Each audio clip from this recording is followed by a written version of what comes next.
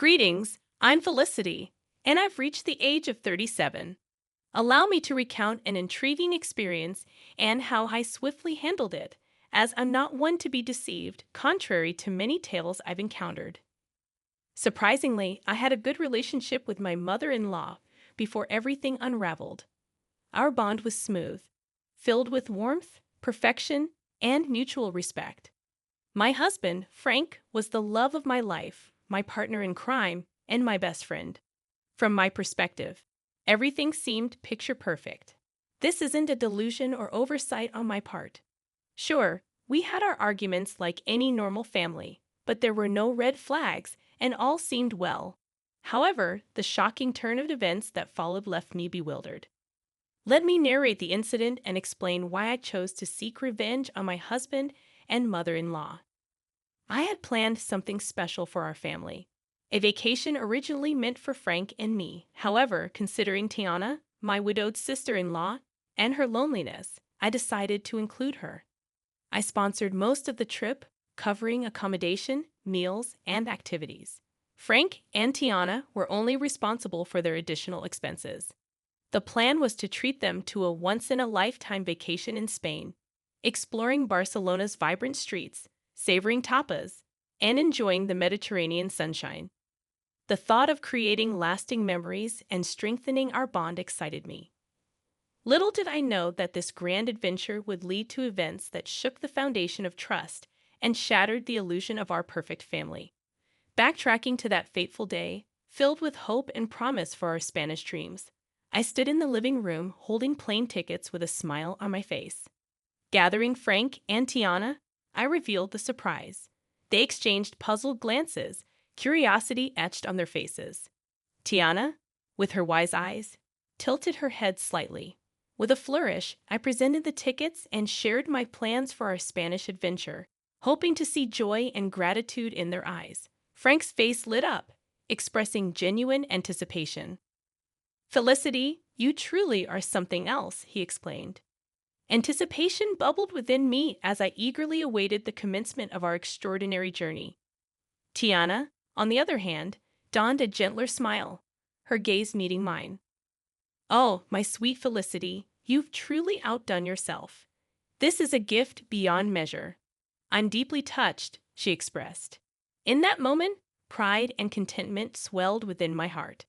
Their reactions were a validation of the love and effort I had poured into this surprise. I had envisioned this vacation as the adhesive that would strengthen our bonds, creating unforgettable memories and fortifying the already seemingly unbreakable ties. However, as you might suspect, this tale takes a treacherous turn. Beneath the facade of our seemingly idyllic relationship, a complex web of deceit and betrayal lay in wait, ready to ensnare us all. When the truth unraveled, it would challenge the limits of forgiveness and test the very essence of family bonds. As planned, we boarded the plane, embarking on our 2-week adventure.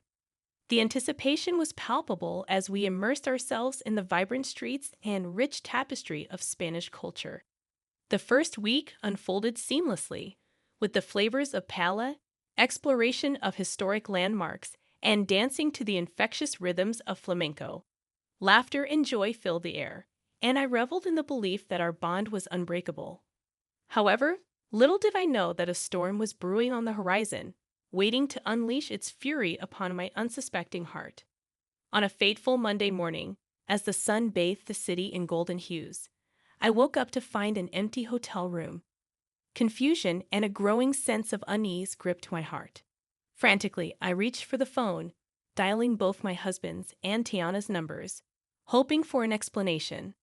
But to my dismay, their phones remained silent, their voices absent. Fear began to claw at the edges of my mind as I searched the empty room for any sign of their presence. No notes, no bags, no traces of disturbances or struggle. Just an unsettling silence that hung heavy in the air. It seemed I was left alone in a foreign land, and the minutes felt like an eternity. As despair threatened to consume me, a glimmer of hope pierced through the darkness. My phone buzzed, signaling an incoming call. It was Tiana. Relief washed over me, mingled with confusion and a deep sense of hurt. How could she leave without a word? With trepidation, I answered the call, my voice filled with a mix of concern and disbelief. Tiana, where are you? What happened? I questioned. Tiana's voice, tinged with a strange mix of resignation and frustration, reached my ears. However, it wasn't the same sweet voice I had always known. It sounded colder. Felicity. I felt the need to return your calls since my phone was incessantly ringing. Oh, I'm sorry for disturbing you. I was just wondering where you two went. Your bags aren't here, and I was concerned that something bad had happened. With an indifference that shook me to the core, she uttered the next words, "We left you." But why? What happened? I couldn't bear to spend another week in your company, so I had to leave. Did I do something wrong? Yes. I mean, how could you be so dense? Dense? Excuse me. You sprung up this trip on me, practically forcing me to go with you. I couldn't remain disingenuous any longer. Let me spell it out clearly for you, Felicity. I don't enjoy your company. Sure, we can spend a couple of hours together at a family event, but 2 weeks? I tried to be civil and grace you with my presence for as long as I could. Turns out I could only master 1 week with you before I lost my mind. I'm sorry, but I'm on the way to the airport with Frank right now. We can't be around you any longer. Shock reverberated through my core as the revelation struck me like a bolt of lightning, unraveling the threads of trust I had so naively woven. How could our seemingly unbreakable bond crumble beneath the weight of unspoken grievances? Questions flitted my mind as I grappled with this harsh reality. What had I done wrong? What exactly did I do to deserve such harshness? How did things escalate to this point? Was there no chance for reconciliation?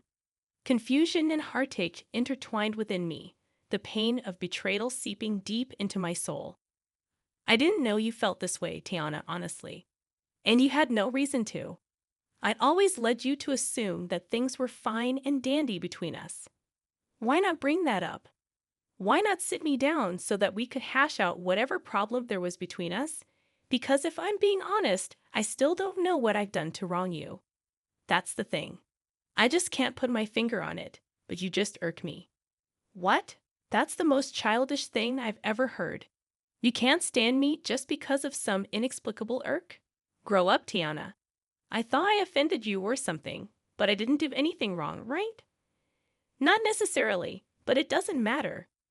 What matters is how I feel about you, and I feel that you're annoying, and I just can't stand being around you. If that's the case, then why did you say yes to coming with us on this trip? Because it was a free trip to Spain. No one is going to turn down that opportunity. But as the days went by, I grew more and more tired of your antics. What antics, Tiana? What did I do that was so bad that you decided to leave me all alone in a foreign country? She failed to answer, and I grew more impatient with this impromptu disdain coming out of nowhere. I was shocked, hurt, confused, and angry. But most of all, I was just sad. I had to inquire about my beloved husband and what he had to say in all of this. Let me speak to Frank, casually and easily. Tiana passed the phone on to Frank. Assuming someone, likely Frank, was eavesdropping on the entire conversation, he responded with the same indifference and coldness as his mother.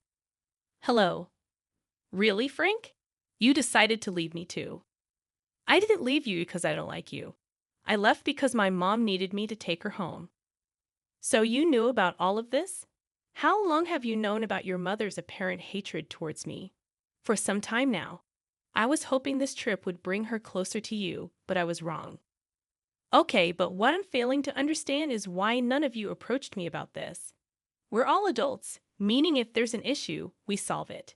It's not like we haven't had arguments in the past. We sat down and solved those arguments. What's different about this time? Frank failed to answer, mirroring his mother's earlier silence. The only thing I can safely conclude about this entire stupid debacle is that your mother hates me for a silly reason, which she knows isn't valid. Maybe she's jealous of me or something. Maybe I have something she can't have. And she knows she can't speak up about it without sounding foolish. So she's beating around the bush. Am I correct in assuming that? Their resounding silence affirmed my assumption. Well, I can say that I'm honestly shocked. I didn't know that you too felt this way about me. I hope you have a safe flight back home. I cut the call, pacing around the hotel room, still trying to understand the issue. As I contemplated whether I deserved this treatment, I realized that 47 years on this planet had taught me that sometimes people hate for no apparent reason, driven by jealousy or bitterness. It's not uncommon, but the last people I expected this behavior from were my own family. After sobbing for some time, I had an epiphany, taking me back to the moment when I decided to take control of my destiny and seek vengeance against those who wronged me without cause. It was a pivotal moment that would forever change the course of my life. Wiping away my tears, a newfound determination welled up within me. I refused to waste any more precious emotions on their actions. It was time to show them they couldn't trample over my heart and get away with it. With trembling fingers, I dialed my childhood friend Arlo's number, knowing I could trust him with my darkest secrets. After pouring out my heart and explaining the painful betrayal, I cautiously asked if he could assist me in my quest for justice. Arlo, always the loyal and mischievous friend, listened intently, his voice filled with a mix of concern and excitement, reassuring me that he had my back. Felicity, my dear friend, you're a force to be reckoned with, and you know you can count on me for anything and everything. So, what are you planning on doing? Well, Arlo, you know how your construction company always has excess sawdust. Yes, it can be quite a hassle to get rid of sometimes. I believe I've found the perfect use for it. His curiosity piqued. I unraveled my plan like a carefully crafted script, detailing how we would execute the ultimate act of retaliation. Bags of sawdust would be delivered to Tiana's house, infiltrating every corner and crevice, leaving an indelible mark of chaos and betrayal. Arlo couldn't help but smile at the brilliance of my idea, a subtle yet impactful reminder to Tiana of the stress she had unleashed upon my life. Armed with Arlo's expertise and my newfound determination, we set our plan into motion. The question arose, how would we get inside the house before they returned? You need to get the spare key hidden under the potted plant on the patio. Then you'll be in. Wow, you thought of everything, huh? I'm not one to be played with. I think I'm a reasonable woman, but if they want to go lower and act childish, then I'll go even lower. Atta girl. As the hours passed, anticipation swirled within me. Arlo assured me that the mission was complete, and soon I would witness the fallout of our carefully orchestrated chaos. Then, like a sweet melody in my ear, my phone chimed with a message from Arlo. I eagerly opened the pictures he had sent, revealing a sight to behold. Tiana's once pristine home now resembled a post-apocalyptic wasteland, drowned in a sea of sawdust.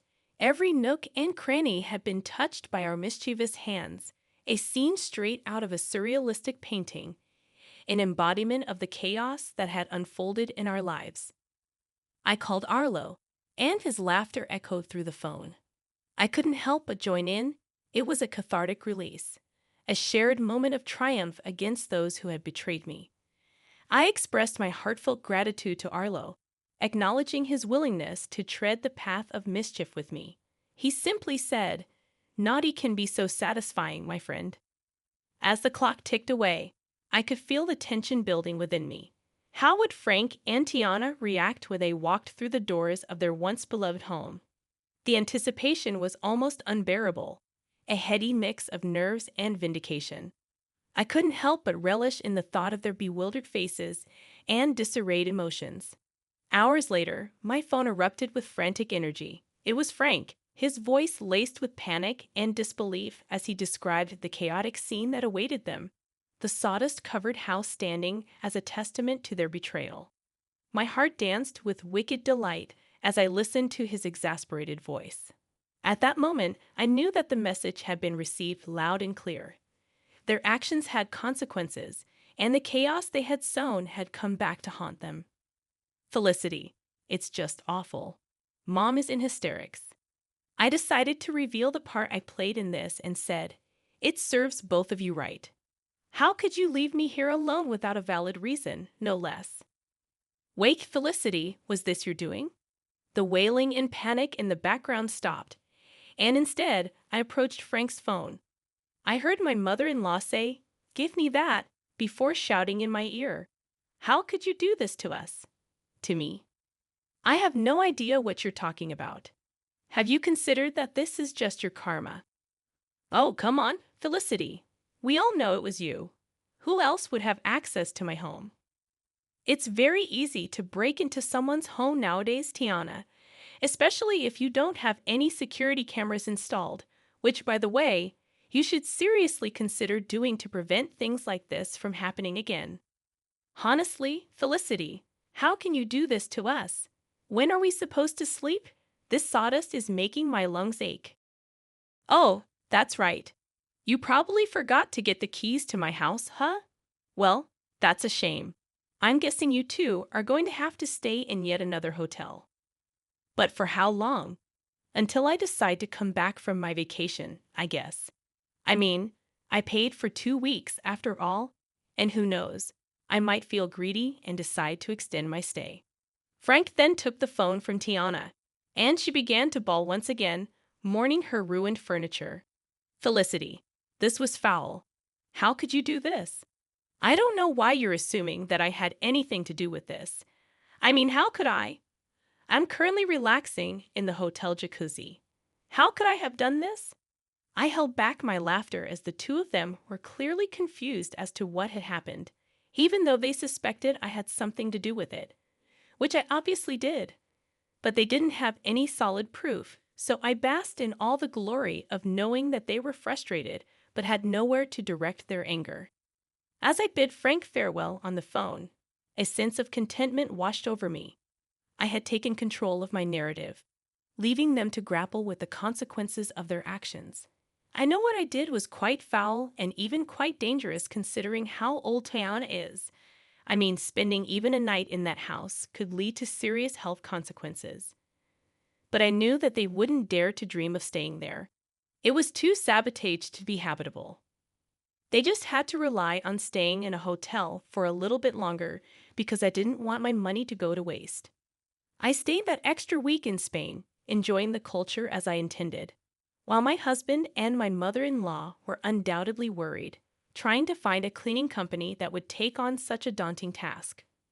I didn't know how long it would take to get the house professionally cleaned, but I knew that in the meantime, my mother-in-law would have to stay with us in my home. And I knew that she would just be irritated the whole time since she apparently can't stand my company. This should serve as a reminder to some of you that some people need to learn the hard way. And if it just so happens that you can dish out your own justice, then by all means, go ahead and do it, and really give people something to be mad about.